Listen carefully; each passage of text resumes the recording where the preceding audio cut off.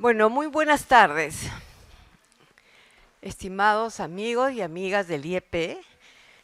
Esta es una de las últimas actividades que realizamos en el año que conmemora nuestros 60 años de fundación. Queremos agradecerles a aquellos que nos han acompañado a lo largo del año. Hemos tenido varios ciclos de mesas verdes, un seminario central dedicado a la democracia, varias reuniones en Mesa Verde para analizar el accionar del Estado, la situación de integridad de los funcionarios, los mecanismos de la élite y del privilegio en el Perú. Hemos hecho un esfuerzo también por estar en regiones, con IEP en regiones, en varias universidades del interior. Ha sido un año bastante intenso y a muchos de los que veo acá nos han acompañado en todas estas actividades y por eso muchas gracias. Nosotros cerraremos oficialmente el calendario de actividades en marzo del 2025, que se cumple exactamente un año de iniciado nuestra conmemoración.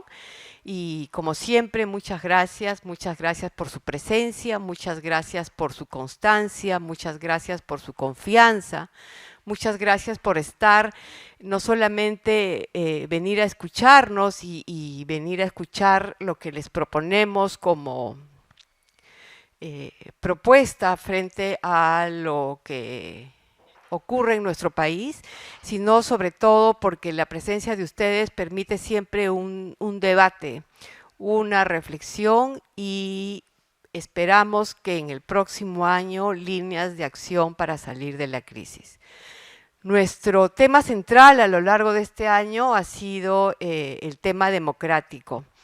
Y es por eso, inspirados en eso y en la tradición de investigación del IEP, que Ricardo y Sandra insistieron mucho en la realización de este seminario. El tema educativo, la investigación sobre el sistema educativo, sobre el rol de la escuela, ha estado presente en la tradición de investigación del IEP y ha estado presente para acercarnos a comprender fenómenos diferentes, distintos al funcionamiento del sistema en estricto. ¿No es cierto? Ha permitido acercarnos a comprender el desborde popular, a comprender cómo los provincianos llegábamos a Lima y nos insertábamos en la capital, qué capital traíamos desde nuestras regiones, cómo configurábamos Lima y las ciudades intermedias del país, también para ver cómo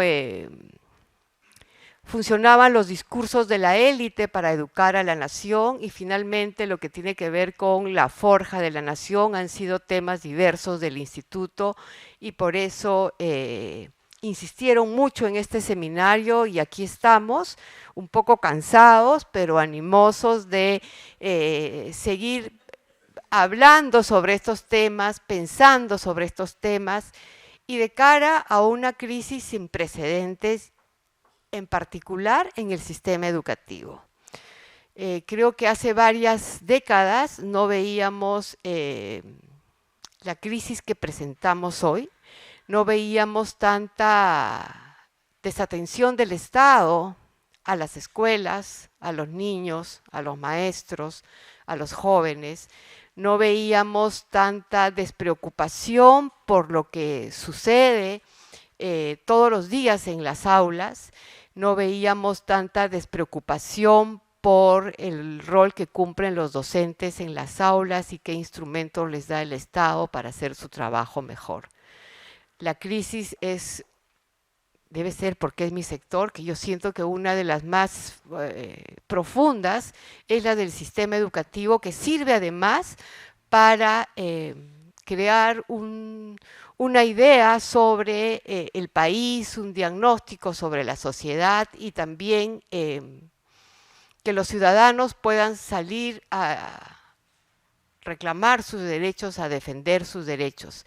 todo esto nos convoca ahora y esperamos que tengan 2 tardes interesantes y que más allá de lo que podamos decir desde esta mesa, podamos escuchar lo que ustedes tengan que decir e ir haciendo un sentido común y a ver si vamos encontrando todos juntos una salida o por lo menos posicionarnos frente a la defensa de un derecho fundamental como es la educación. Gracias por venir y ha sido exactas mis palabras para esperar que llegara Marcel y podamos dar inicio a esta tarde de trabajo. Muchas gracias y bienvenidos.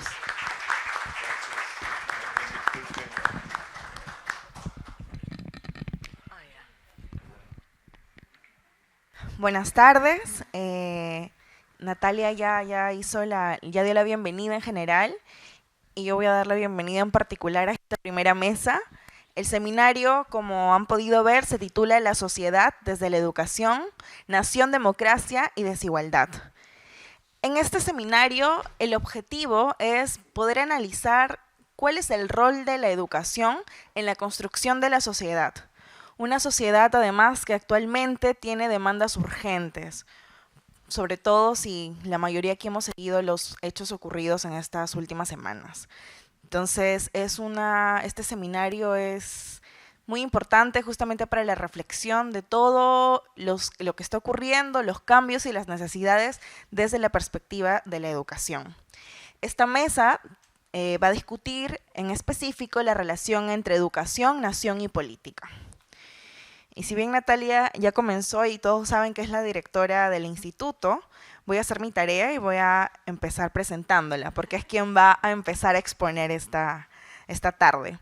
Ella es investigadora principal del IEP, además de ser directora general, es miembro de la Sociedad de Investigación Peruana en Educación, es historiadora de la Universidad Nacional San Cristóbal de Huamanga y diplomada en Estudios de Género por la Pontificia Universidad Católica del Perú.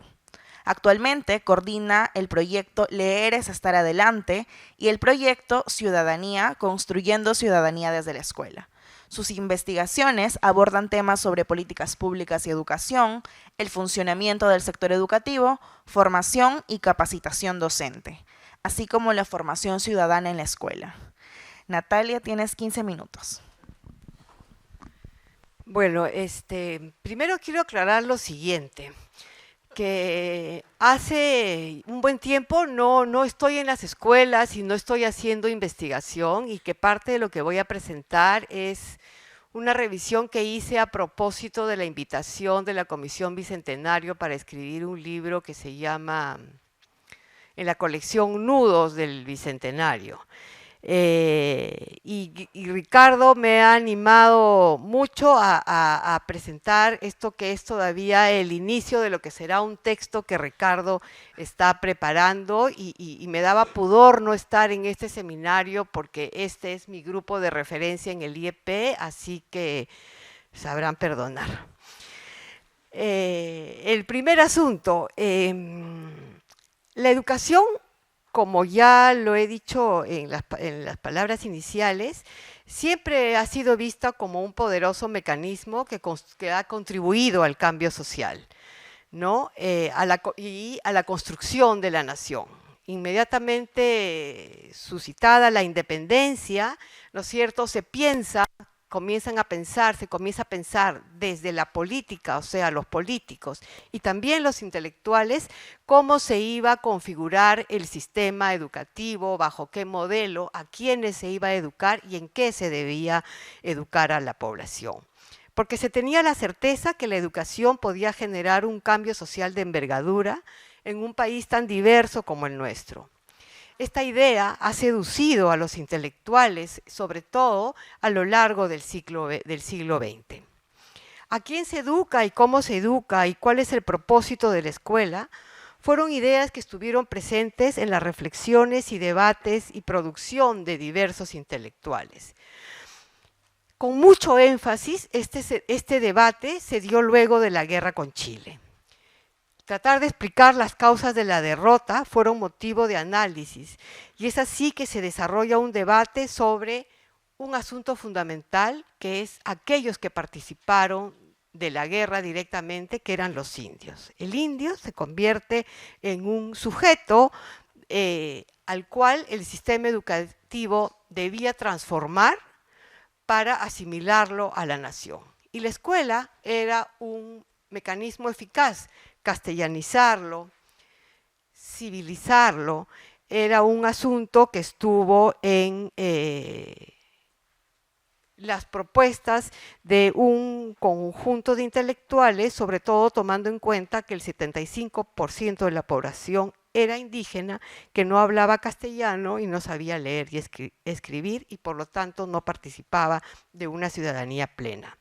La generación radical de González Prada y las mujeres escritoras reivindican a este indio como componente central de la nación, pero no plantean claramente cómo integrarlo.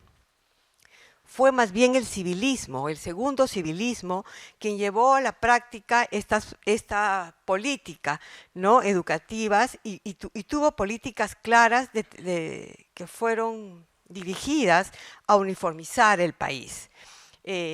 Carlos Contreras tiene un texto muy completo de cómo la inversión en educación pasó en esta época casi al 10% del PBI, y lo que se buscaba en estas políticas educativas era superar esta fragmentación social, y cabe resaltar además el famoso debate entre Destra y Villarán, ¿no? Por un lado, uno que pensaba en una escuela, un sistema educativo que se extendía a la mayoría de la población, y otro que sostenía que lo que había que hacer es formar élites, ¿no?, que tuvieran a su cargo el gobierno del país. Mariátegui, inclusive, coincide con este diagnóstico de la importancia que se le da a las políticas educativas. Políticas educativas es un nombre contemporáneo a las acciones en el sector educativo, ¿no? Y en estos y a lo largo del siglo XX son varios intelectuales los que plantean diversas formas para educar a los ciudadanos peruanos. Están Ribagüero, Víctor Andrés Belaúnde, ¿no? Y todos tienen posturas un poco distintas. Por ejemplo, Víctor Andrés Belaúnde hace esta relación entre religión y educación como una forma de organizar lo que se enseña en las escuelas, y más bien Ribagüero pone por delante la idea del mestizaje, ¿no? Este espíritu español con una sangre indígena que al juntarse podían producir un mestizo que fuera el alma de la nación, ¿no? Y esto pone de manifiesto un interés por pensar desde el mundo de las ideas cómo la educación podía forjar esa patria que pensaban los intelectuales del siglo XX, esa nación incompleta que estaba en formación, y que el siglo XXI podremos decir lo mismo, ¿no? Pero que fue bien importante y que tuvo influencia en los políticos de entonces. Aquellos que desde la política llegaban al poder, ¿no es cierto?, fueron tomando algunas de estas ideas para organizar el sistema educativo, ¿no? Un gobierno que muestra la relación directa entre una propuesta intelectual y un quehacer político es, por ejemplo, el de Bustamante. Es el gobierno que todos hemos pensado que si hubiera tenido continuidad, otra podría haber sido la historia de nuestro país, y que duró tan poco, ¿no? Y cómo a partir de eso podemos ver cómo se va repitiendo la historia en nuestro país. Porque en el gobierno de Bustamante, un intelectual tiene una acción en dos dimensiones, en la de las ideas, en el del desarrollo de las ciencias sociales, pero también es un hombre de acción, es Valcárcel. Y Valcárcel transforma profundamente lo que era el Ministerio de Educación e implanta una serie de medidas para incorporar a esta población desde una perspectiva diferente a la del mestizo, ¿no? Por ejemplo, planteada por Víctor Andrés Belaunde. Trabaja mucho para lo que luego ha sido la educación intercultural, trabaja junto con Arguedas desde su experiencia en Sicuani para fomentar la educación rural y mucho de lo que había pensado Encinas desde su escuela nueva se realiza de alguna manera en este periodo, ¿no? Valcárcel además entra y sale de diversos gobiernos y en diversos gobiernos tiene más o menos poder, pero siempre tiene mucha influencia y podríamos decir que parte de la democratización del sistema educativo y esta intención porque el Estado eduque a las grandes mayorías viene de esta iniciativa. Y así va transcurriendo el siglo XX y creo que hasta en gobiernos democráticos, es hasta el primer gobierno de Belaunde, donde hay una relación directa entre intelectuales y políticos, ¿no? Donde intelectuales tienen incidencia en la acción de los políticos. En el primer gobierno de Belaunde, la figura del doctor Cueto es una figura importante. Y terminado el gobierno con el golpe de Estado de Velasco, podríamos decir que el gobierno de Velasco es el gobierno que expresa mejor esta relación entre política e intelectuales, porque es este gobierno quien lleva a cabo una de las reformas más importantes en el sistema educativo contemporáneo, inspirado en el trabajo de un conjunto de intelectuales. Muchos de los fundadores de esta casa, Salazar Bondi, inclusive parte de lo que había hecho Valcárcel, que justamente acabamos de publicar de nuevo una bonita edición de sus memorias, los invito a comprar porque en época de seminario hay descuentos especiales en la librería, ¿no es cierto? El gobierno, la reforma hecha por el gobierno militar expresa bien este vínculo. Y he hablado de estos vínculos entre intelectuales, pensamiento, propuestas de nación, porque luego, en los últimos 20 años del siglo XX, se rompe este vínculo. Y entonces se rompe el intento porque la educación sea ese instrumento para la construcción de un nosotros. Los 80 es la década perdida, la década de la crisis, la década de la guerra y todos, incluido el Estado, sobrevive como puede. Pero luego vienen los 90 con las reformas neoliberales y se acaba un periodo de relación entre el sistema educativo y el mundo de las ideas y más bien es reemplazada por el sistema educativo en relación con la tecnocracia. Las reformas educativas se inspiran en lo que dicen los organismos multilaterales, internacionales, pero además se hace con un gobierno falto de propuesta intelectual para la forja de una nación, ¿no? Y es así como el sistema educativo está preocupado por el tema de la cobertura, por el tema de los materiales educativos, por estos temas más tecnocracias, metas, evaluaciones, que por un sistema educativo preocupado por la formación de ciudadanos, de un tipo de ciudadanos, contribuir a una sociedad que integre a la gran diversidad de nuestro país, y creo que esa es una de las razones por las que podrían explicar la crisis que vivimos ahora.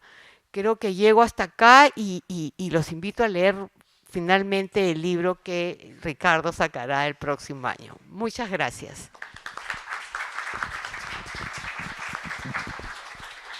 ¿Sigues con esto? Gracias, Natalia. Ahora vamos a darle el turno a Mariana Eguren.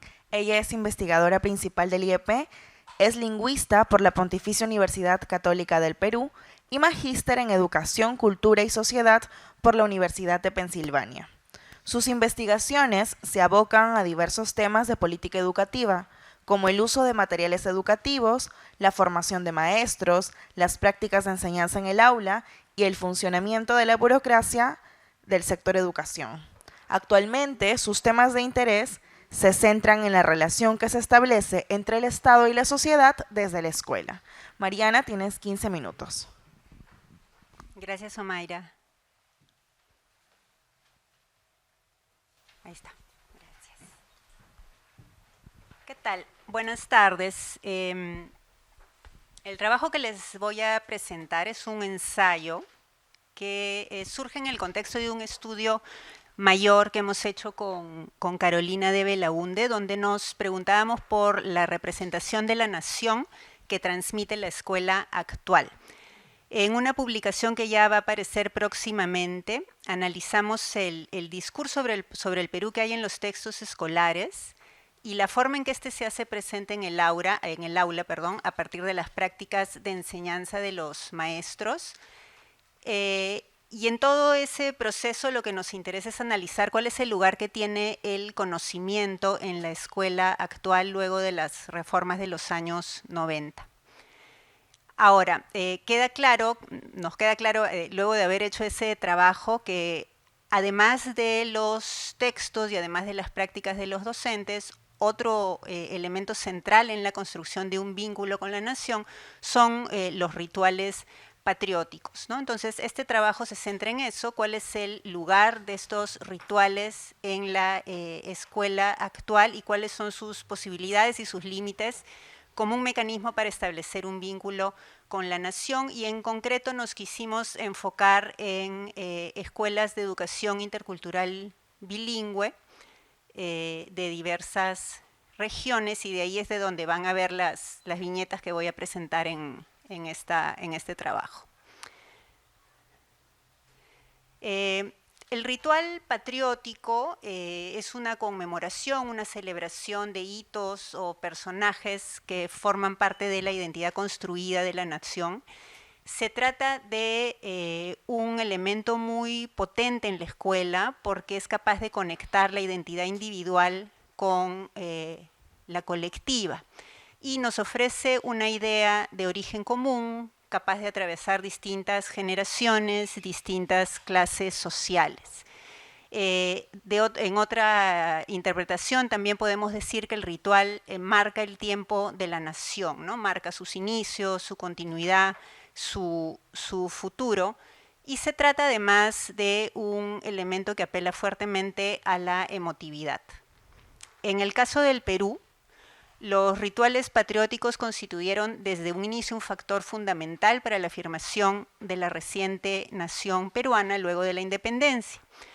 Y los que más destacan son aquellos asociados con la proclamación misma de la independencia. Se trataba de un espacio privilegiado para cimentar un nuevo orden simbólico, ¿no? Con nuevos héroes, nuevos símbolos y nuevas fechas.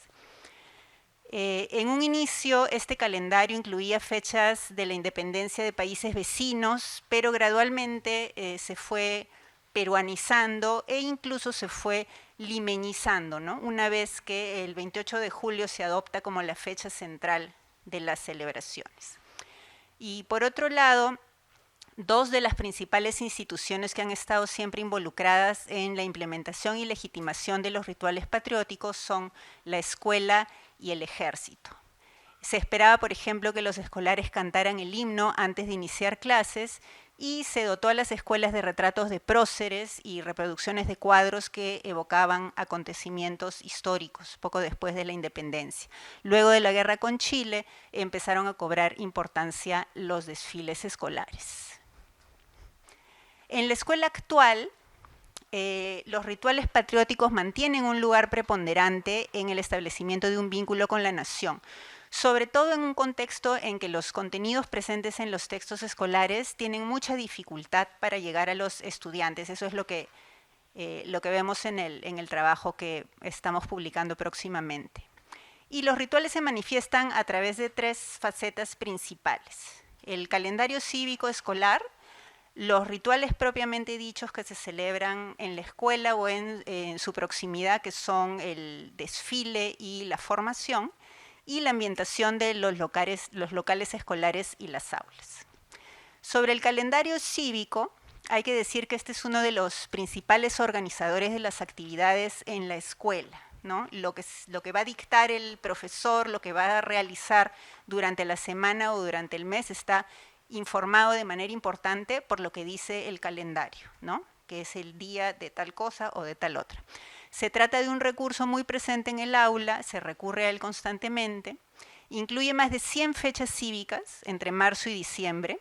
La mayoría de ellas conmemoran eventos relativos a la historia del Perú,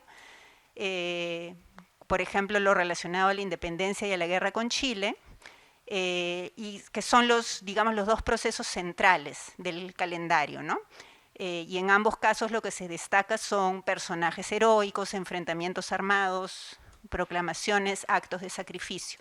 Hay que decir que el calendario se ha modernizado también, ¿no? Entonces, por ejemplo, incluye muy pocas fechas religiosas, que antes eran muchas, y incluye también el Día del Ceviche como gran novedad, gran aporte.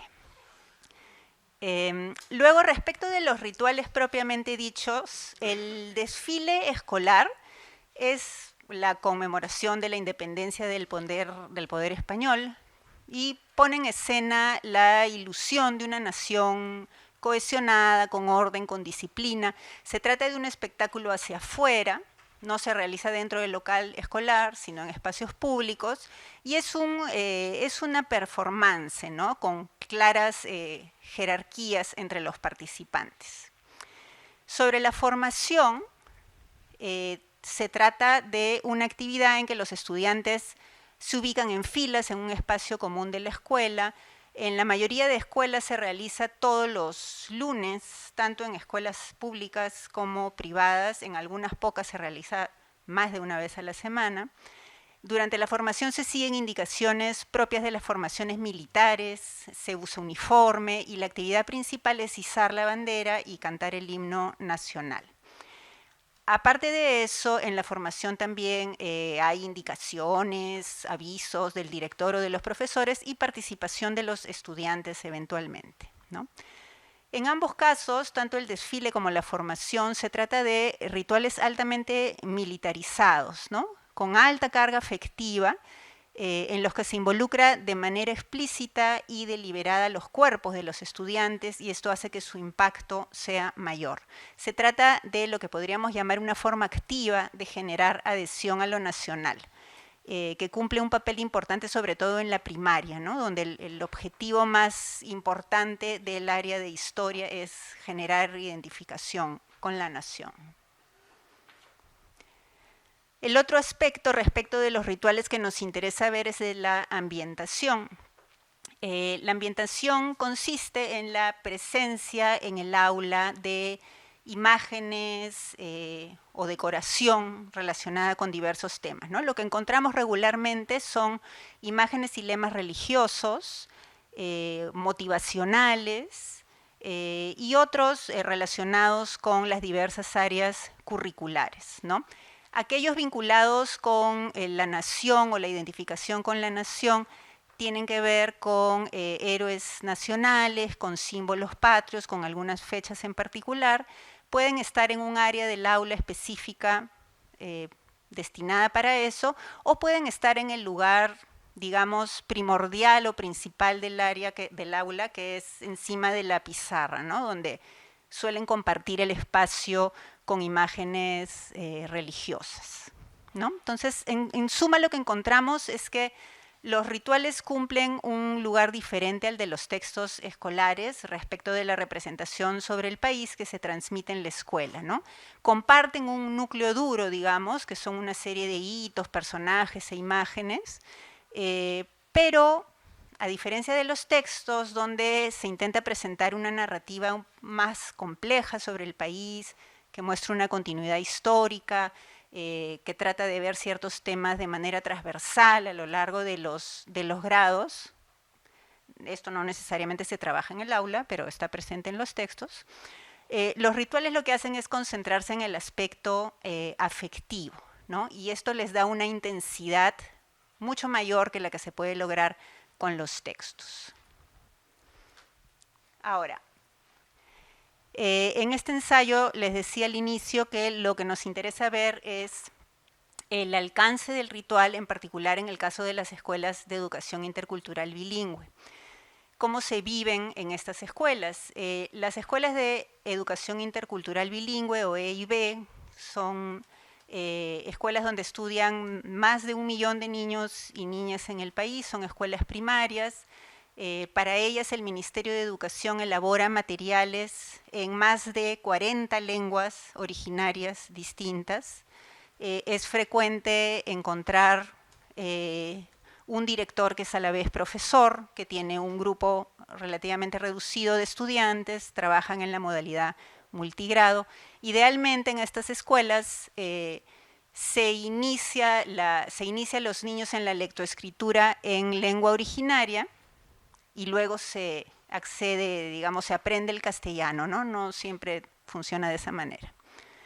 Pero debido a tratarse de escuelas alejadas de los centros urbanos más importantes, digamos, son un espacio interesante para observar lo que ocurre con los rituales patrióticos, ¿no?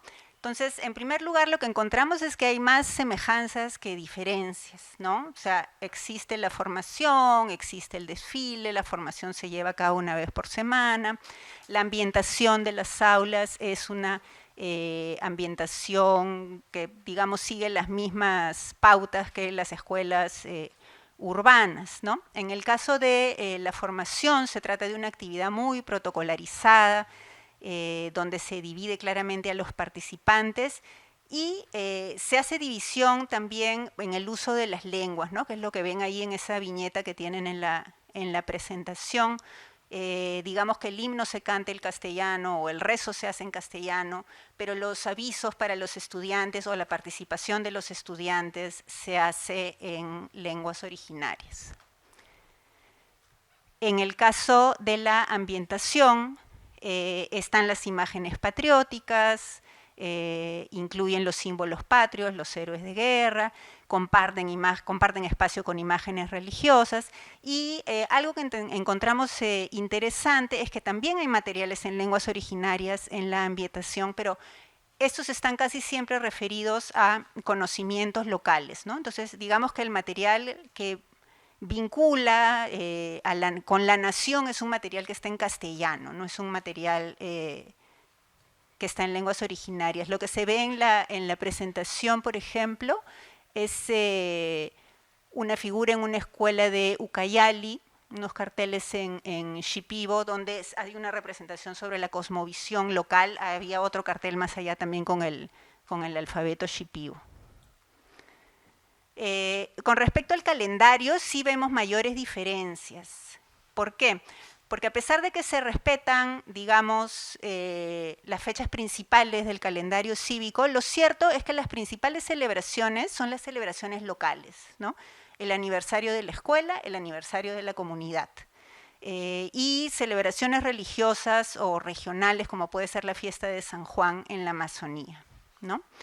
Entonces, el calendario sigue siendo un importante organizador, pero es claro que son las celebraciones más locales las que predominan, ¿no? Entonces, digamos que el ritual existe con características similares, pero no se trata de algo con tanta fuerza, con tanta intensidad como lo que podemos ver en escuelas urbanas.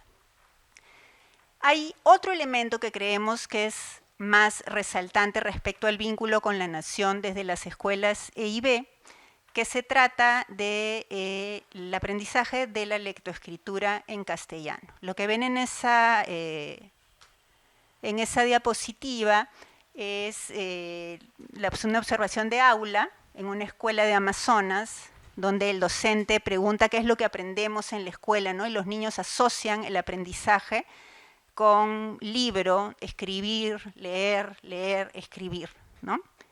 En castellano. Que eso está claro entre los docentes y entre los padres de familia también, ¿no? Que consideran que es el elemento principal. De otro lado, hay que decir que estos esfuerzos de promover la lectura y escritura en lenguas originarias se quedan restringidos al ambiente de la escuela, ¿no? Y eso pueden verlo también en esa diapositiva. Son dos viñetas distintas. En la primera se le pregunta a un padre de familia por qué es importante la educación en general, y se refiere al castellano, y cuando se le habla acerca de leer y escribir en Shipibo, ¿por qué sería importante? Dice que es importante para usarlo en la escuela, ¿no? Y luego se le pregunta a los estudiantes, ¿por qué es importante saber escribir y leer en Aguajún? En este caso es en Amazonas. Y contestan para aprender, para la escuela, cuando el profesor nos pregunta, para contestar, ¿no? O sea, el uso está restringido a la escuela. Y lo último, y ya con esto acabo, es que si nos fijamos en los contenidos que se trabajan en las aulas, encontramos diferencias. No hay tantas diferencias en las prácticas de los docentes, hay más diferencias en los contenidos. Entonces, los contenidos en castellano son los contenidos, digamos, que vinculan con conocimiento más allá de lo local. Y el contenido en lengua originaria es un contenido que se limita a lo local, ¿no? Entonces, en una clase, en las clases que observamos en este estudio al que pertenecen las viñetas, cuando hablan en lenguas originarias, ¿de qué hablan? De las hierbas medicinales locales, del sembrío, de los animales del ganado, del traslado del guano, ¿no? Cuando se trata de otros temas, digamos de conocimiento más occidental, están en castellano, ¿no? Y eso también se nota en el registro del lenguaje que se utiliza, ¿no? Y pueden ver ahí en esa diapositiva, este es un texto traducido del quechua, de un material del Ministerio de Educación, donde se habla justamente del traslado del guano. Y se trata de un registro del lenguaje un poco más coloquial, que apela a la experiencia conocida. Si lo comparamos con este otro texto que trata sobre la crianza de la llama, este es un texto que trajo la docente, escrito en un papelote en castellano. Vemos que es un texto que tiene un lenguaje un poquito más, digamos, formal, ¿no? Un vocabulario más escolar, ¿no? Entonces, en la práctica, lo que ocurre en las escuelas CIB es que solo en castellano es posible establecer una vinculación con lo que no es local. Entonces, este vínculo con la nación solo se puede dar en castellano. Y lo mismo podemos decir del acceso en general al conocimiento, ¿no? O sea, en lengua originaria solo se accede o se trabajan conocimientos de lo que los chicos ya saben, de su experiencia cotidiana fuera de la escuela. Entonces, de alguna manera, este sistema lo que hace es reforzar la idea de que la utilidad de la escuela es aprender castellano, porque el castellano es lo que te permite acceder a algo que no conoces, mientras que en lengua originaria lo que se hace es repetir, digamos, lo conocido. Eso es, gracias.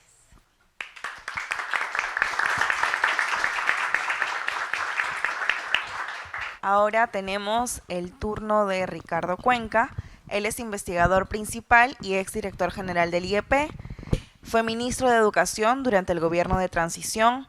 Es doctor en Filosofía de la Educación por la Universidad Autónoma de Madrid. Actualmente es docente principal de la Universidad Nacional Mayor de San Marcos. Ricardo es especialista en el estudio de reformas y políticas comparadas en políticas de educación superior y en temas docentes, así como en las relaciones entre educación y política. Igual 15 minutos. Con todas, con todos, muchas gracias por acompañarnos. Yo me voy a alejar un poco de la nación y de las aulas para acercarme un poco a la política y al sistema educativo y a las políticas. Y lo que les voy a presentar forma parte de un estudio que está todavía en curso. Esta es una de las primeras hipótesis que tenemos como parte de nuestra investigación. Y tiene de arranque el mensaje colocado en esta presentación de la carátula, que creo que está ahí, sí. Que se llama Prohibido Rendirse, que es el hashtag con el que el movimiento Con Mis Hijos No Te Metas el día 6 de septiembre publicaron en las redes sociales cómo el Congreso de la República había iluminado la fachada del Palacio con los colores celeste y rosado, que son los colores del movimiento en particular de Con Mis Hijos No Te Metas, pero que se han vuelto los colores fundamentales de la defensa de una agenda moral conservadora en general en el mundo y particularmente en América Latina.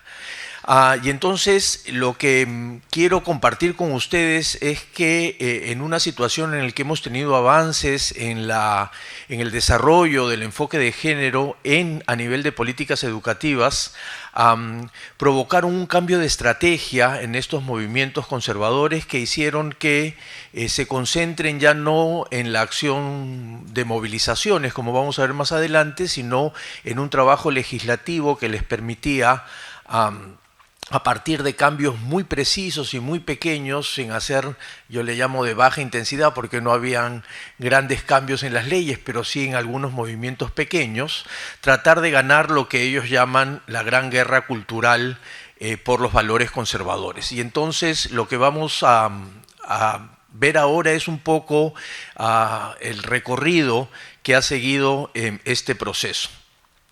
Nos ha acompañado durante todo este tiempo porque además es razonablemente interesante desde nuestro punto de vista la situación actual, bajo dos perspectivas teóricas que parecieran muy alejadas de esta situación, pero que sin embargo muestran casi una contradicción interesantísima para el estudio. Una primera, siguiendo la idea de Thornburn sobre ideologías del poder, en donde los grupos conservadores están denominando al género una ideología a partir de aquello que normalmente no se pensaba que la ideología podría aparecer, que es desde lo reivindicativo, y no desde los grupos de poder, como normalmente la vieja tradición marxista sobre ideología nos podría decir. Y el otro es recurrir a una vieja y siempre confiable concepto gramsciano de contrahegemonía cultural, porque la idea de la estrategia de esta derecha conservadora ha sido buscar ser contrahegemónico frente a aquello que ellos creían que ya se volvía hegemónico, que era cómo había penetrado el enfoque de género en los sistemas educativos. Vamos a ver muy rápidamente qué sucede entonces con este proceso de políticas educativas y el enfoque de género en esta perspectiva relativamente de la historia corta, del tiempo presente, ¿no? Estoy utilizando parte de la periodización que que elaboró Fanny Muñoz. Yo le he colocado la parte más negra, oscura hacia el final.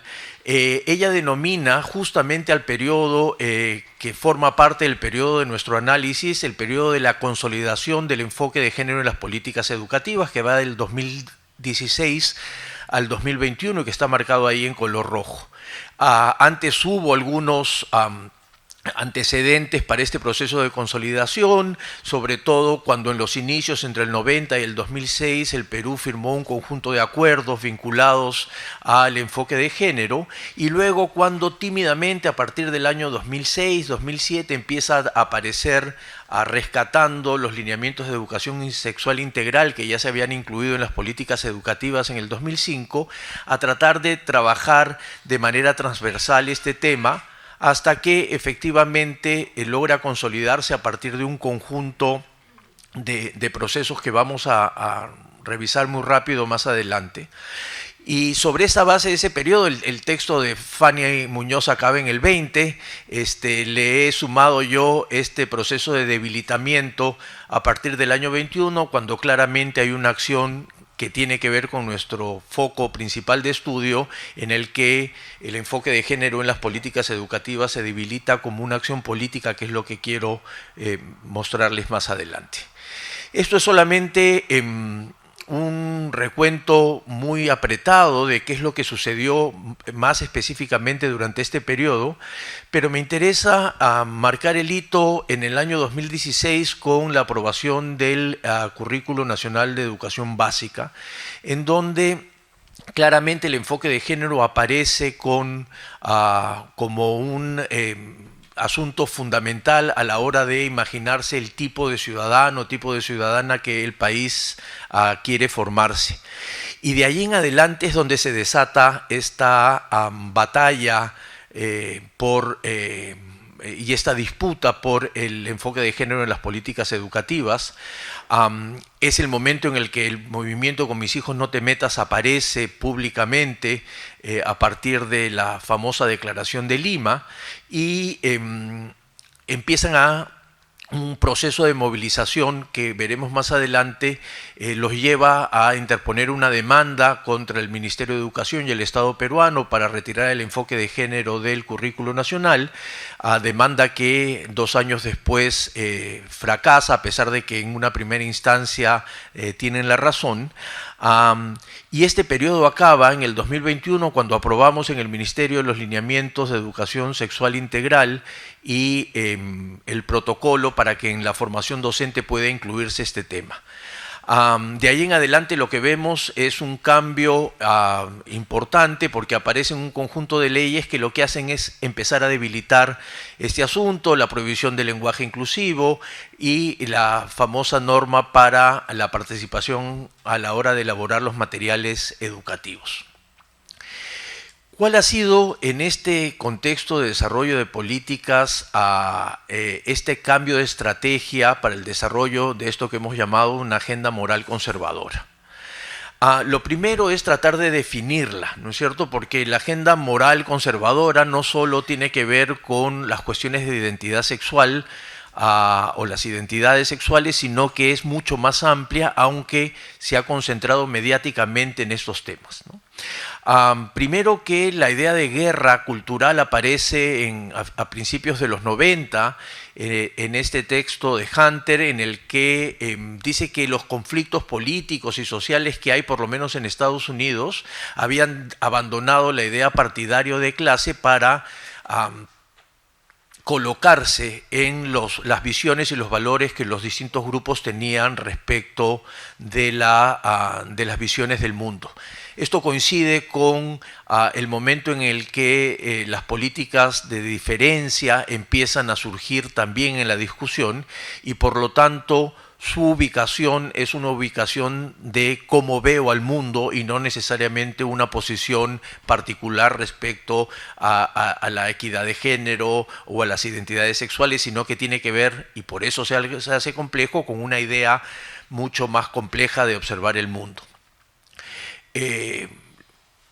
Además, esta agenda moral conservadora incluye como punto central que se tiene que evitar esta deconstrucción de categorías tradicionales de familia y de género, ¿no es cierto? Lo que se busca es imaginarse de forma más tradicional que esas categorías no deberían modificarse porque no tienen sentido, porque biológicamente son imposibles o porque políticamente son imposibles.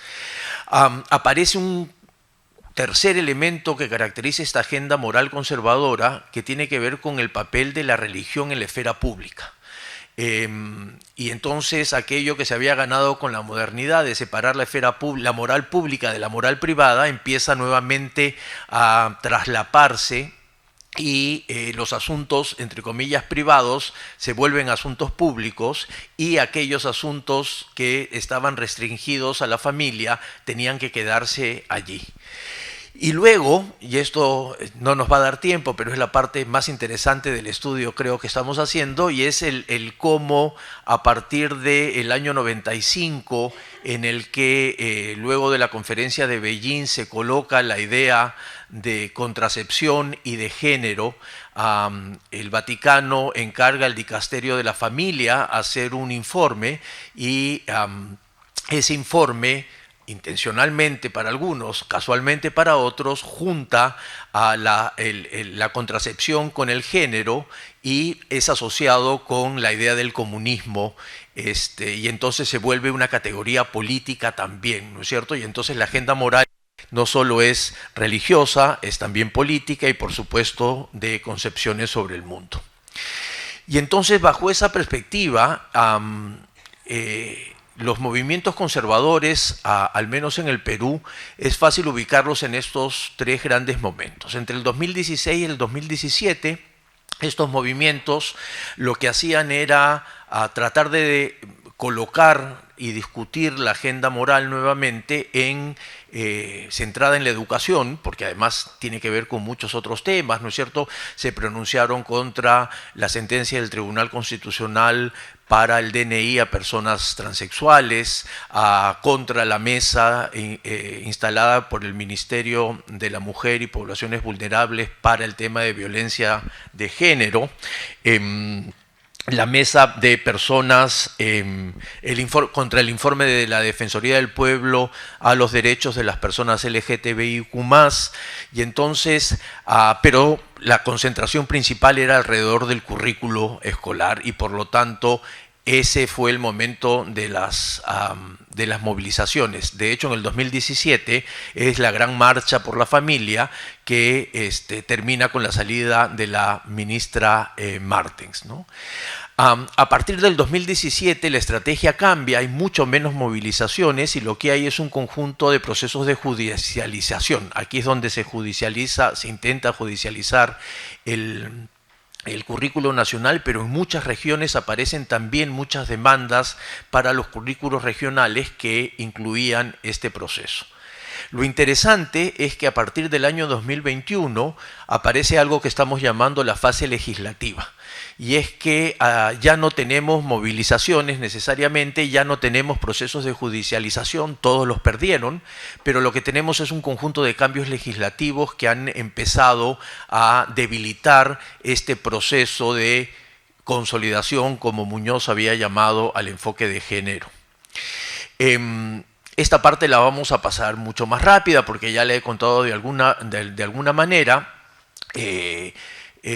La Gran Marcha Nacional de Con mis hijos no te metas coincide con el fallo de la Corte Superior a favor de Padres en Acción, ¿no es cierto?, que hace que el proceso se extienda un poco más, hasta el año 2019, en el que pasan dos cosas interesantes. Una primera es que la Corte Suprema falla en contra de Padres en Acción y por lo tanto continúa el enfoque de género en el currículo. Allí se aprueba la política de igualdad de género que ayuda de paraguas a las demás políticas de todos los sectores, incluido el sector educación. Y ese mismo momento hay una serie de demandas contra el Ministerio de Educación, se forma una comisión para evaluar los textos escolares, porque recordarán que durante la gestión de la ministra Pablo aparece el famoso link en los textos escolares que hace que se judicialice a las personas que habían trabajado en el ministerio. Pero lo interesante de la fase legislativa es este gran cambio que hay con la política conservadora. Hasta antes de esto habían representantes de muchas iglesias en las bancadas o en los congresos, hasta que el año 2021 se articulan alrededor de partidos. Uno de ellos, el más importante, es el de Renovación Popular, como aquel que concentra el desarrollo de la agenda moral. Solo para terminar, hay tres condiciones que creemos que son las que fueron favorables para la irrupción de esta agenda moral conservadora. Lo primero es aquello que Rodrigo Gil y Juan Fonseca han empezado a estudiar respecto de cómo se han politizado los movimientos conservadores. Ya no son movimientos de acción social, sino que devienen en partidos formales y desde allí es donde han podido obtener espacios en la política formal. O aquello que Juan Fonseca ha identificado y ha registrado muy bien, que es como la derecha peruana empieza a hacer, aunque venía de los 90 con Fujimori, una serie de alianzas con movimientos conservadores. Lo segundo es la consolidación de las alianzas religiosas, ¿no es cierto? Esto que Pérez Guadalupe y Amati León llaman ecumenismo político. Se han puesto de acuerdo los movimientos conservadores de derecha, católicos y evangélicos fundamentalistas conservadores para tratar de juntarse y evitar que el enfoque de género continúe, ¿no? Pero además de eso, particularmente en este periodo, hay la idea de dos procesos. Uno, el gobierno, el poder ejecutivo, tornándose muy conservador y aliando también su trabajo con el Congreso. Y lo otro es los padres de familia volviéndose actores políticos en contra del enfoque de género. Hemos empezado 2 estudios de caso con 2 escuelas laicas, privadas, de élite, en donde este proceso de los padres de familia pidiéndole al colegio no incluir el enfoque de género son claros. Termino, Omaira, con 3 reflexiones finales que creo que espero que provoquen una discusión, ¿no? Lo primero es que todo este proceso, independientemente de cuál es el nivel de acuerdo o no que podamos tener respecto del desarrollo de esta agenda moral conservadora, pone de manifiesto que la educación es un hecho político y que el sistema educativo es un proyecto político y cultural. Y por lo tanto, estas disputas por estos espacios hacen que volvamos atrás y miremos aquello que Natalia había mencionado como parte del sistema de las reformas de los 90. No es un asunto aséptico, no es un asunto técnico. La educación tiene que ver con este hecho político y cultural. Lo segundo es que el cambio de estrategia que han tenido los movimientos conservadores tiene mucho que ver con el debilitamiento de la política y la precarización de la democracia en el país. A diferencia de lo que ha sucedido en otros países, donde Con mis hijos no te metas también existe, los retrocesos han sido menores. Ahora en Argentina cambió un poco el asunto, justamente porque o el sistema de partidos o la representación estaba mucho más sólida de lo que tenemos acá. Y finalmente, algo que creo yo nos interpela a todos es que las políticas públicas en educación, aun cuando hayan avanzado mucho, tienen muy poca legitimidad social y muy poca apropiación de los actores. Y esto facilita que rápidamente, entre comillas rápidamente, se puedan debilitar algunas de las decisiones. Lo vemos con este tema, que es un poco más complejo, pero podemos aplicar estas mismas reflexiones para la contrarreforma universitaria, para la contrarreforma docente y sin duda para esta contrarreforma curricular. Eso, muchas gracias. Vamos a tener los comentarios de Marcel Velázquez, pero antes les quiero decir que si tienen preguntas, Sofía está pasando justo unos papelitos para que puedan escribirlas y luego yo se las pueda plantear al panel. Marcel Velázquez es doctor en literatura latinoamericana por la Universidad Andina Simón Bolívar, es magíster en literatura peruana y latinoamericana por la Universidad Nacional Mayor de San Marcos y diplomado en estudios de género por la Pontificia Universidad Católica del Perú. Es autor del libro Hijos de la Peste, una historia de las epidemias en el Perú, entre otros. Actualmente es profesor principal de la Escuela Profesional de Literatura de la Universidad Nacional Mayor de San Marcos, así como docente en la Pontificia Universidad Católica del Perú. Marcel, tienes igualmente 15 minutos. Gracias. Bueno, en primer lugar quería pedir disculpas por haber llegado tarde. La avenida Salaverry se convirtió en la tierra prometida durante casi media hora. Bueno, tremendo, sí. Voy a comenzar con la ponencia de Natalia González. He tomado algunas notas. creo que hay un episodio clave que a veces olvidamos en esta relación entre intelectuales, nación y educación. Y ese no es un episodio, es un proceso que tiene que ver con el anticlericalismo en el Perú. Y quería añadir esa variable porque me parece que enriquece la perspectiva.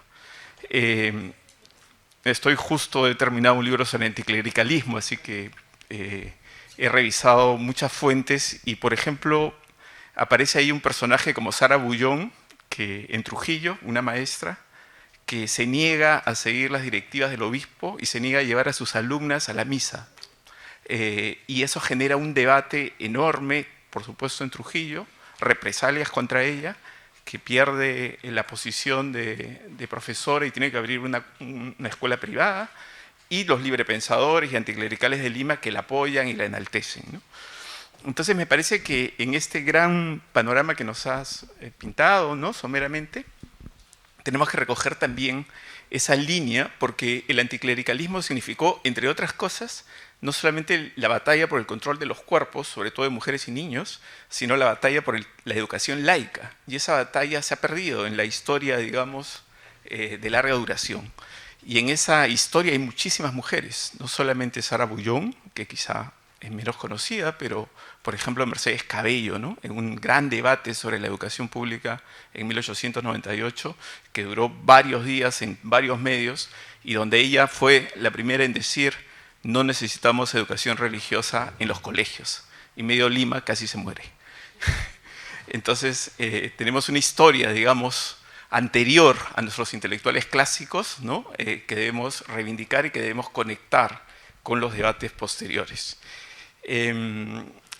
Y claro, es muy importante este periodo del 45 al 48, pero digamos, yo pensaba en el modelo de las grandes unidades escolares, ¿no?, de Odría, que de alguna manera marcan una masificación del servicio educativo y la construcción de una serie de rituales también sobre lo que es la educación, digamos, pública, ¿no? Estas unidades escolares, además, que cuando se inauguraron tenían servicios de todo, hasta salones de esgrima, ¿no? Imagínense ustedes, había todo. Era un nivel que hoy haría palidecer de envidia incluso a los colegios mayores, ¿se llaman? Los COARs. En fin, por supuesto todo eso se fue degradando, perdiendo, y hoy es solamente un recuerdo, ¿no? Pero también lo decía porque detrás de eso está Walter Peñalosa, que me parece que es otro personaje importante para pensar esta relación entre intelectuales y nación, ¿no? Es decir, está primero en esta idea del Colegio Militar Leoncio Prado, luego en las grandes unidades escolares, forma parte de una red con militares y también con intelectuales para proponer, digamos, este modelo, ¿no? Bueno, lo de Velasco es bastante conocido, así que no voy a dar ningún... Pero sí me acordaba que de alguna manera tú decías que en el primer gobierno de Belaúnde, en el segundo gobierno de Belaúnde ya se rompe esta relación entre intelectuales, nación y educación, ¿no? Y yo me acordé de Víctor Lee Carrillo, gran filósofo, profesor de San Marcos, y él fue llamado por Belaúnde en el segundo gobierno para ser ministro de Educación. Y él le dice: no, ya no se puede hacer nada. Él era un intelectual de alto vuelo, había sido discípulo directo de Heidegger, había estudiado en las mejores universidades europeas y tenía un compromiso con la educación pública, pero le dice: ya no se puede hacer nada, ¿no? Y creo que eso marca un poco esta transición que tú también enfatizabas, ¿no? Luego, claro, esta tecnocracia internacional, este nuevo lenguaje, ¿no?, que ha entrado al mundo de la educación, desde las competencias, pero también indicadores. Una cosa, me parece que con mucha facilidad los especialistas en educación han asumido este lenguaje tecnocrático que viene muchas veces de la administración y de la economía, y que no es solamente un lenguaje, ¿no? Detrás hay una visión de mundo y hay una manera de concebir la educación que sin duda ha permitido que luego las contrarreformas sean más fáciles de implementarse, porque se pierde esa legitimidad social de la que hablaba Ricardo también, ¿no? Bueno, yo creo que efectivamente hay que hacer una historia de la relación entre intelectuales, nación y escuela, y ahí hay muchísimos personajes principales que ya han sido estudiados, pero sobre todo hay una segunda una segunda línea de personajes que hay que reivindicar y traer adelante, ¿no? La defensa de la escuela laica comenzó desde La Luz Eléctrica, un periódico que por supuesto nadie conoce, a fines del siglo XIX, y está presente en el libre pensamiento y está presente incluso en prensa festiva de caricaturas como Fray Cabezón, 1907-1912, a quien le interese, y son, digamos, lugares donde desde el espacio público se defendía la escuela laica y se enfrentaba a la iglesia, y eso ha quedado un poco en las penumbras de nuestra historia, ¿no? Y creo que hay que conectarlo con los debates posteriores. Bueno, no extiendo en esto el anticlericalismo porque si no me quedo acá y los aburro a todos. Paso a la segunda. Muy interesante la ponencia porque combina un trabajo de observación sobre todo, ¿no? Un trabajo de campo. Me interesó mucho el tema de la ambientación, ¿no? Cómo el espacio de la escuela es un espacio que se interviene con mensajes religiosos, patrióticos, imágenes, decoraciones múltiples, y se va creando, pues así, se va dotando de significado un espacio vacío, porque finalmente un aula es eso, un espacio vacío, que adquiere significado por las prácticas que se dan y las relaciones que se establecen en ella y por estas decoraciones, ¿no? Y de qué manera la nación puede aparecer allí en esta suma caleidoscópica, ¿no? de héroes, de mensajes, de lemas, etcétera, ¿no? Yo he padecido hace mucho tiempo y lamento que todavía se siga padeciendo, por lo visto en varios colegios, este famoso tema de la formación de los lunes, ¿no? La formación de los lunes era colocarnos todos en líneas rectas, manteniendo una distancia. Y claro, era el momento también de la chanza, de la broma, ¿no? Porque habría que reivindicar también esas prácticas de los propios escolares que subvierten ese orden disciplinario y que aprovechan el momento en que uno tenía que estar más alerta, porque era donde te metían una patada, te golpeaban, o sea, era a la vez también el momento de rebelarse de esa manera contra esa vocación, digamos, autoritaria y disciplinaria de los cuerpos infantiles, adolescentes, etcétera, ¿no?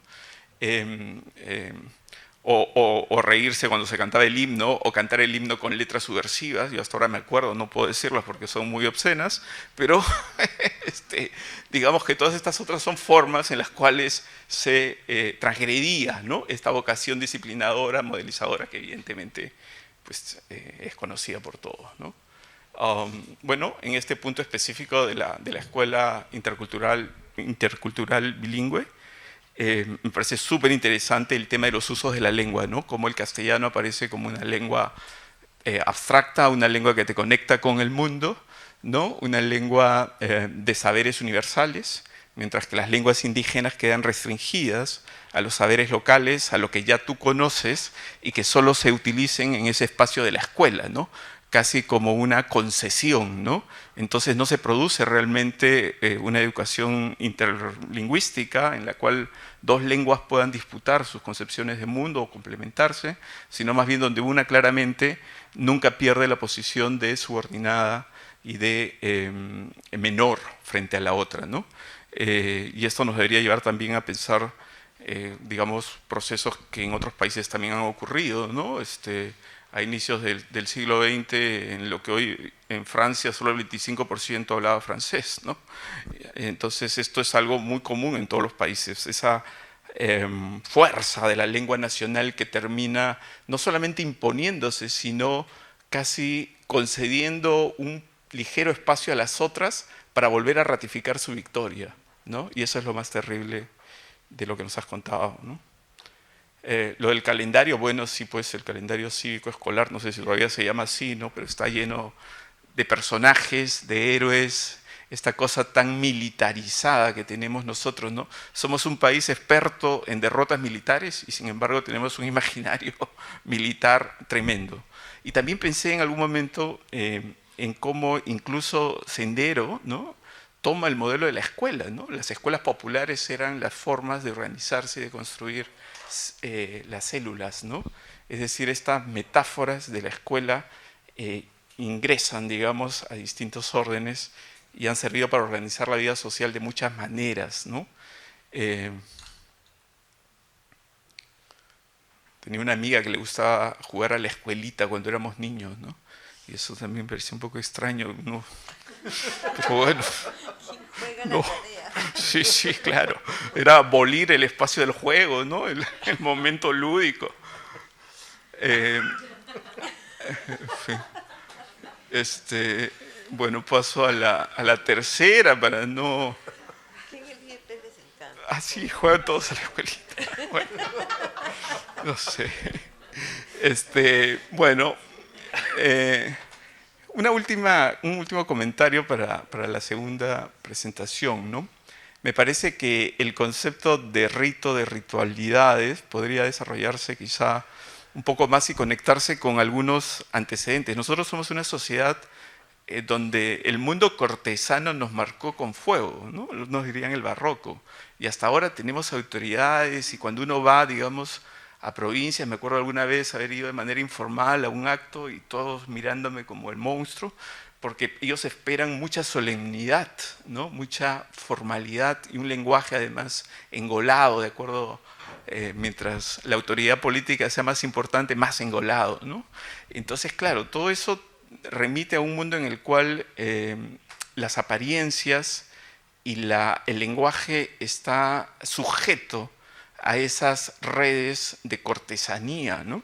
Que puede parecer muy antiguo esto de la sociedad cortesana, Norbert Elias seguramente muchos conocen, pero creo que en el Perú y sobre todo en el espacio educativo sobrevive de una manera perturbadora, digamos. Bien, paso rápidamente a lo de Ricardo. Claro, es muy interesante pensar, digamos, a los conservadores y a la ultraderecha global como granchianos involuntarios, ¿no? Eso me ha dado mucho, creo que sí, o sea, efectivamente, porque están haciendo ellos política, cosa que ha dejado de hacer en mucho, digamos, otras posiciones, ¿no? No hay una izquierda global, digamos, semejante a la derecha global conservadora, que teniendo una agenda general tiene profundas raíces locales y sabe mover, digamos, ¿no? Estas retóricas que además son afectivas porque el mundo de las redes sociales nos construye a todos nosotros como un mapa de intensidades afectivas, ¿no? Estamos esperando qué ocurre hoy para indignarnos adecuadamente y con intensidad a través de píxeles, por supuesto, y no más, ¿no? Entonces, claro, en ese contexto global, lo de las derechas globales es muy apelativo. Y sin duda se han convertido en actores políticos, como bien has descrito, que no solamente actúan, sino que conmueven en el sentido político antiguo, ¿no? Emocionan a sus partidarios de una manera que yo no veo en el otro lado, ¿no? Entonces esa agenda moral conservadora, ¿no? Como bien decías tú, no es solo un tema de género, es una visión de mundo que combina por un lado esa visión naturalizada de las relaciones sociales, como en el caso de la familia, pero por otro lado actúa muy bien en las nuevas formas en las que existimos en este mundo digitalizado, ¿no? Y además ha sabido ingresar, digamos, al mundo legislativo, donde han demostrado pues pericia, ¿no? Para poder hacer esos pequeños cambios para ir marcando su agenda, ¿no? Y claro, el mundo católico evangélico reunido, ¿no? Este ecumenismo del que se hablaba, ¿no? Pues los convierte en agentes mucho más efectivos y mucho más poderosos, ¿no? Y con este respaldo de una derecha ultraconservadora global, pues son sin duda protagonistas en mucho de la política actual. Y bueno, y si pensamos, como hace poco ha puesto un artículo Juan Carlos Ubillús, en el cual dice que Fujimori es el padre de la ultraderecha global conservadora actual, pues entonces el Perú es justamente el espacio donde ese tipo de tradición pues tiene una fuerza particular, ¿no? Quería decir algo más acá que se me fue. Ah, bueno, este tema de la batalla cultural, ¿no? Claro, esto de la batalla cultural es, digamos, es como un leitmotiv que está en muchísimos sectores de la derecha global y que quizá en el estado de Florida se ha manifestado de manera más evidente, ¿no? Con las medidas del gobernador DeSantis, ¿no? DeSantis, y las decisiones que ha tomado respecto de escuelas, ¿no? Como por ejemplo censura de libros, modificación de currículos, en fin, una serie de eventos que creo que de alguna manera anuncian lo que podría ser el futuro acá, ¿no? Entonces, no necesitamos un Trump acá, no sé si López Aliaga será nuestro, espero que no, pero, en fin, la educación es parte de una batalla política, sin duda, y la precarización de instituciones que venimos padeciendo desde hace muchas décadas permite que en esa batalla política no haya defensa de los progresos, digamos, de ampliación de derechos que se habían logrado, ¿no?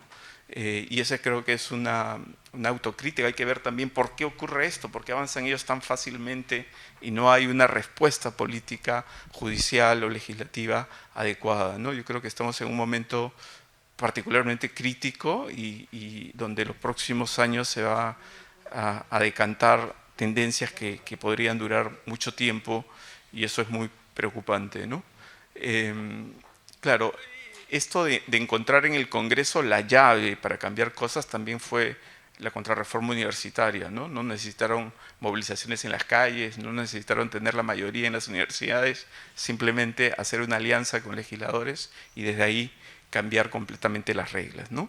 Entonces creo que las tres ponencias aportan muchísimo para pensar estas relaciones entre nación, intelectuales, escuela y salvo los comentarios, todo ha estado muy bien. Gracias.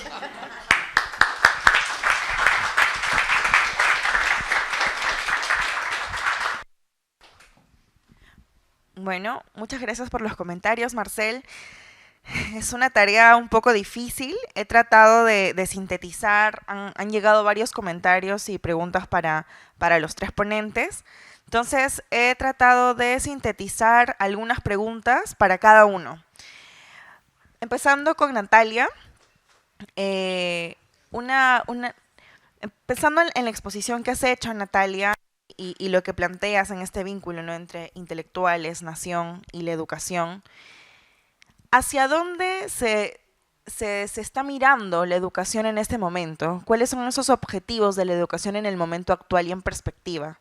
Y en ese sentido, tú planteaste cómo las reformas de mercado han impactado en la educación y definitivamente aún actualmente son estas lógicas de mercado las que de alguna manera estructuran el funcionamiento educativo.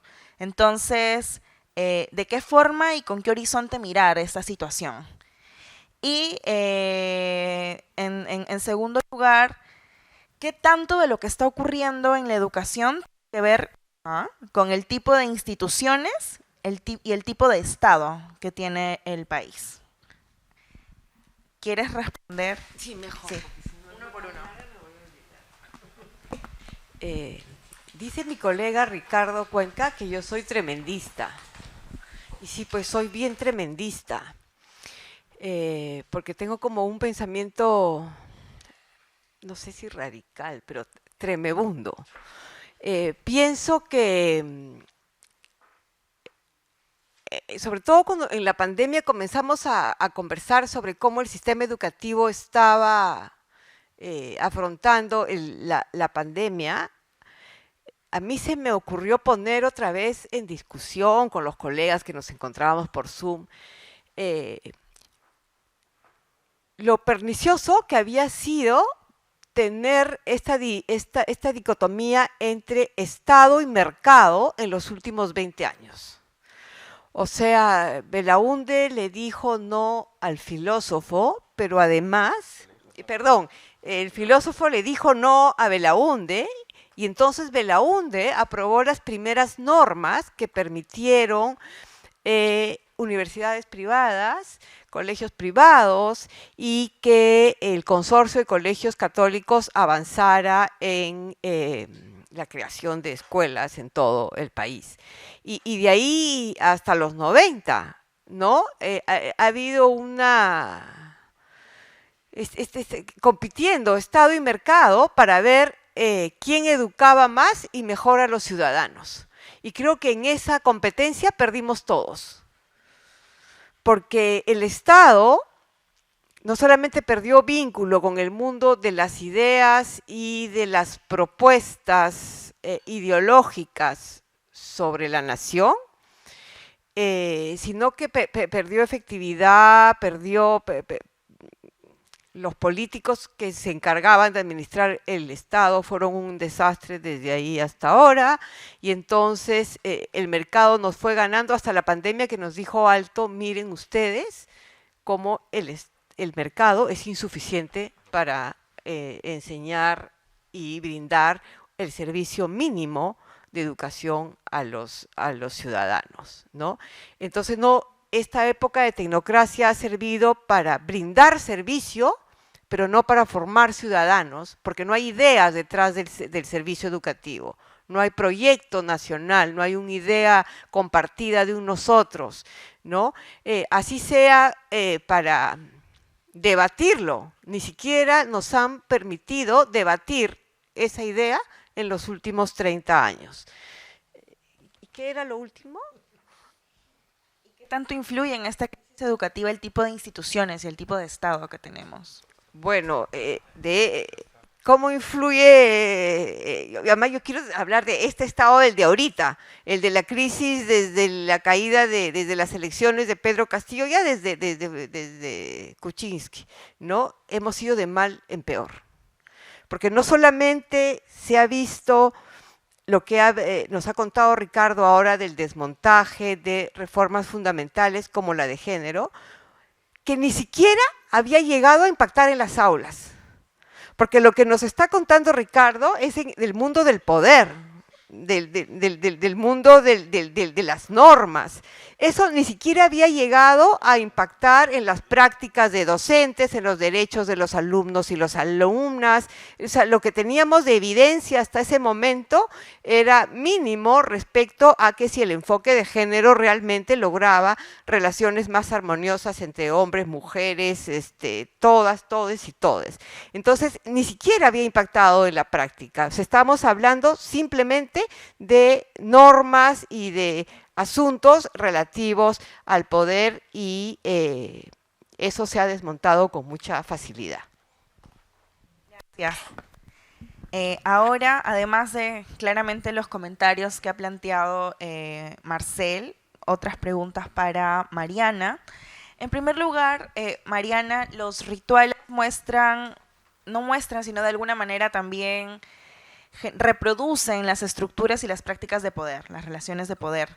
Entonces, en ese marco de cómo se acentúan en las aulas y en la escuela en general, ¿qué espacios de resistencias encuentras por parte de los docentes, los estudiantes? Y algo particular al respecto, ¿qué tanto estos rituales contribuyen al autoritarismo que permea la sociedad peruana? Y en segundo lugar, hablando en particular de la EIB, de la educación intercultural, ¿cómo finalmente la escuela puede ser pensada realmente a partir de los contextos culturales particulares como una ventana a la sociedad, como esta ventana de integración? ¿Y de qué forma se puede pensar en esta nación intercultural realmente, pensando más allá de los límites que tú encuentras en los hallazgos de campo? Igual, 5 minutos.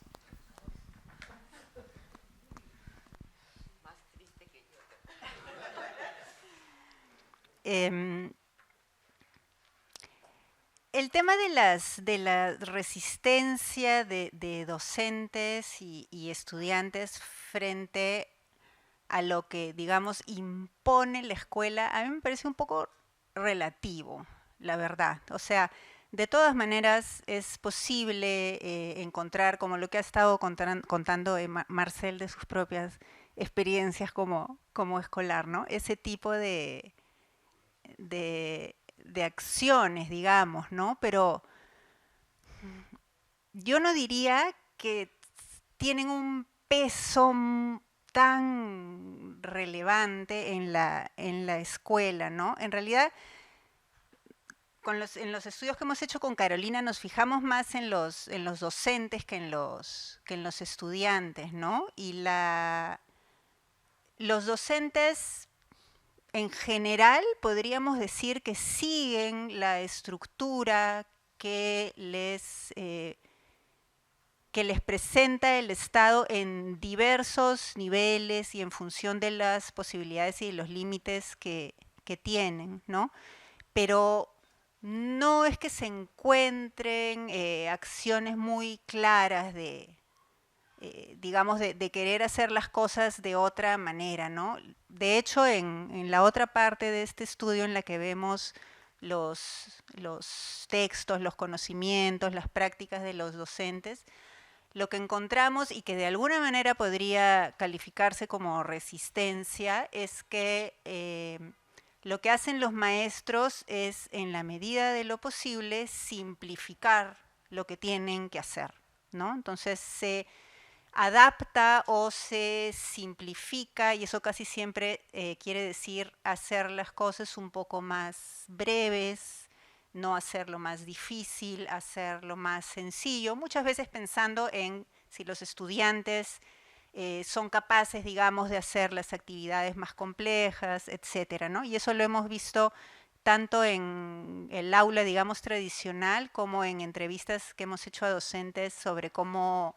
trabajaban con Aprendo en casa durante la pandemia, ¿no? Y la estrategia era la misma, ¿no? Era, inclusive decían, el ministerio nos manda cosas con muchas letras, mucha letra, eso no les gusta a los alumnos, entonces yo lo adapto, lo hago bonito para los chicos, las 5 páginas las convierto en 1.5 y les pongo sus dibujitos, ¿no? Entonces, esa noción para mí es, de lo que hemos visto en campo, es lo que permea un poco la actitud de los docentes frente a las imposiciones o a los lineamientos que les pone el Estado, ¿no? Ya, voy a hacer las cosas, pero ¿cómo hago para que sean un poco más manejables para todos, ¿no?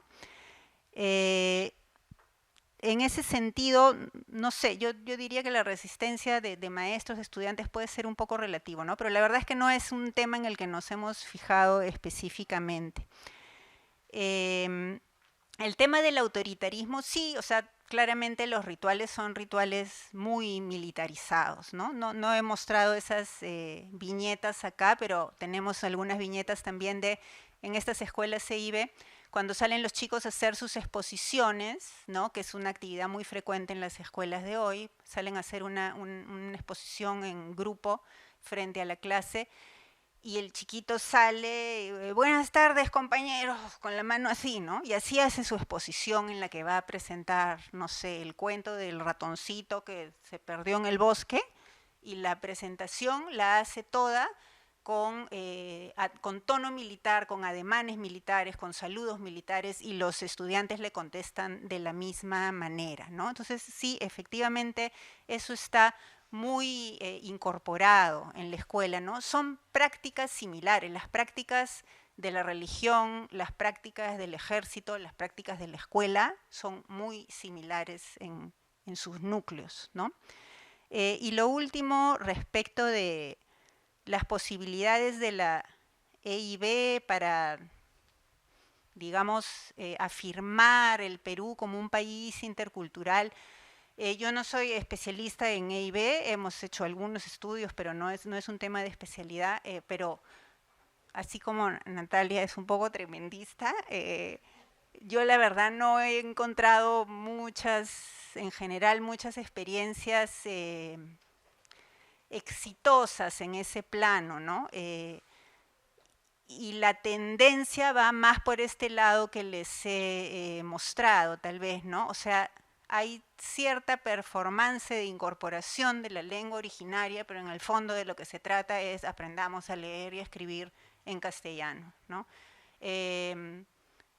Y tal vez lo que hay que hacer es, bueno, efectivamente, aprendamos a leer y escribir en castellano bien, y démosle un lugar a las lenguas originarias que no sea este lugar en el que sí, de alguna manera doméstico, ¿no? Tampoco les mostré esa viñeta, ¿no? Pero en una clase que la docente les pide, bueno, ¿y cómo hacen la siembra de la papa? O la siembra, no me acuerdo, la cosecha de la papa.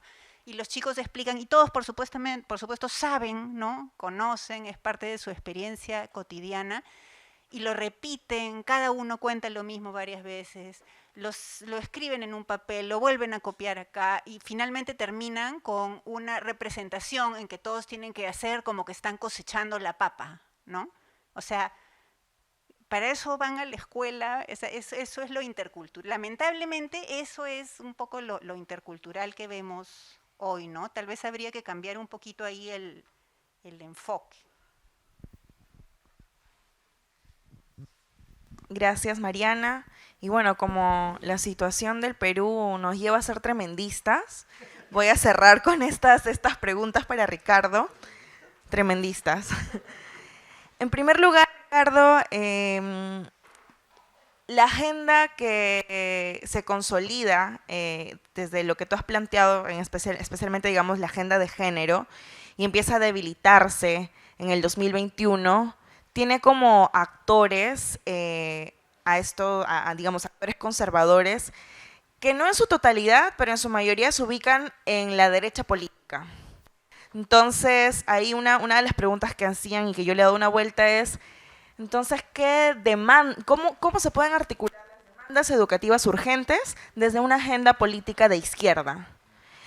Luego, en particular, pensando en esta agenda antigénero que avanza y en la agenda de género que se ha debilitado, ¿qué espacio existía? En realidad casi inexistente estuvo la agenda de la comunidad LGTBIQ para las escuelas, y cómo se podría incorporar digamos, en esta nueva lucha por el nuevo posicionamiento de estas agendas de derechos. Y finalmente, ¿cómo establecer nuevas responsabilidades en torno a este debilitamiento? El achacamiento va siempre por, bueno, son los conservadores los que han avanzado, además con estrategias a veces muy cuestionables, lo cual es cierto. Pero ¿dónde están esos otros responsables que en parte fueron beneficiados por esos cortos avances o buenos avances que se tuvieron? 5 minutos. Uno, porque las preguntas están más complicadas, y voy a juntar la tercera con la primera porque quiero volver a mi machacante idea de la educación como hecho político, que repito a quienes me conocen hace bastante tiempo, hasta el hartazgo, porque creo que inclusive aquellos que estaban, por supuesto, a favor de desarrollar una agenda con enfoque de género en educación, carecían de esta dimensión política de la interpretación. Cuando salió Con mis hijos no te metas en la primera marcha, mi mini cuaderno debe tener algunas, el 25 de noviembre del 2016 hay el primer plantón delante del Ministerio de Educación de Con mis hijos no te metas, y de ahí en adelante una seguidilla hasta la gran marcha del 17. La respuesta del Ministerio de Educación, una respuesta absolutamente técnica y no política. Y no era posible, aun cuando algunos de nosotros alertamos a decirles, esto se trata de una disputa política. Para empezar, tienen un tremendo eslogan. Con mis hijos no te metan es un mensaje poderosísimo. No puede salir a decir desde el Estado que se trata de un desempeño complejo asociado a una competencia que está vinculada como un eje transversal en el currículo, porque eso no tiene ningún sentido en esta pelea. Y era gente comprometida efectivamente con el enfoque de género y con el desarrollo de esta agenda dentro del currículo. Muchos de ellos habían trabajado para elaborar el currículo de esta manera. Por lo tanto, yo creo que allí hay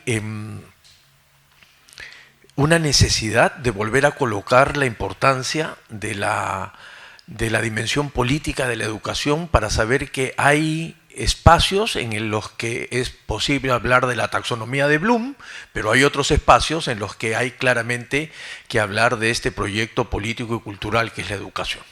Y probablemente Recordaremos los finales de los 90, veo a Virginia desde acá, cuando esa misma discusión de la educación intercultural bilingüe se daba entre la tecnocracia de ver cómo se aprende la lengua para el desarrollo cognitivo y cómo la interculturalidad terminaba siendo una categoría política que había que defender. Lo segundo es esta idea de que sí, efectivamente, la derecha política vinculada a los conservadores y al movimiento conservador ha hegemonizado un poco la discusión, ha protagonizado claramente la agenda pública, la esfera pública y la discusión. Sin embargo, no hay que olvidar que por lo menos del 21 acá esto ha sido posible por un conjunto de alianzas conservadoras que incluyen a una izquierda conservadora.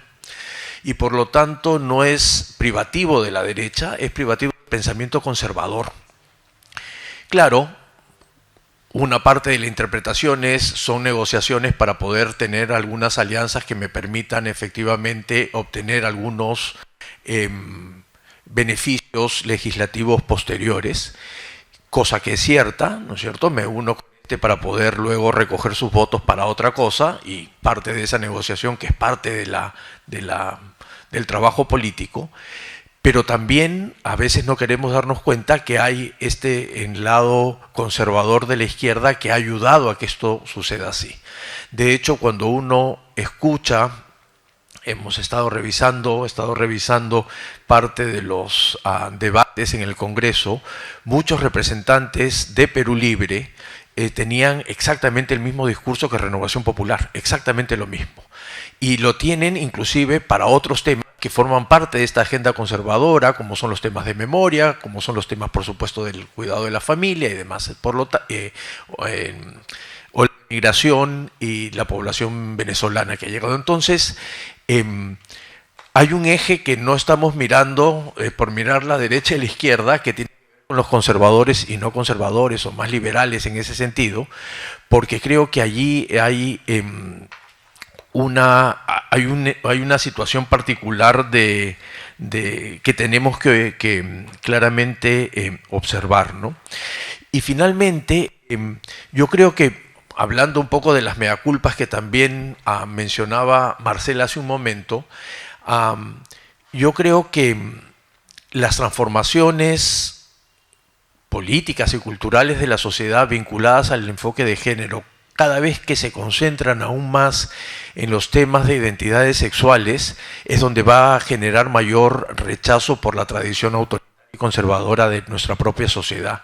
Por lo tanto, creo que parte del discurso tendría que reorganizarse a partir, por ejemplo, de un reconocimiento de ciudadanías, y no solamente concentración en el tema de identidad sexual, por lo menos en este momento, porque hay que tener una estrategia de trabajo. No se trata solo de creer que esto debe hacerse, porque de lo contrario, los que sí tienen una estrategia van a seguir ganando espacio. Y por lo tanto, creo que colocar la discusión del enfoque de género, incluyendo las cosas que se tienen, pero vinculándolas con algo que le haga sentido a la gente, más allá de apelar a su moralidad o no, es fundamental para poder desarrollarla, porque de lo contrario, quienes sí han armado una estrategia, quienes sí tienen las pautas de cómo seguir y saben dónde golpear, van a seguir ganando, y por lo tanto los derechos que no se respetan de los demás van a seguir siendo vulnerados permanentemente. Ahora sí, muchas gracias a los participantes de la mesa y a todos ustedes.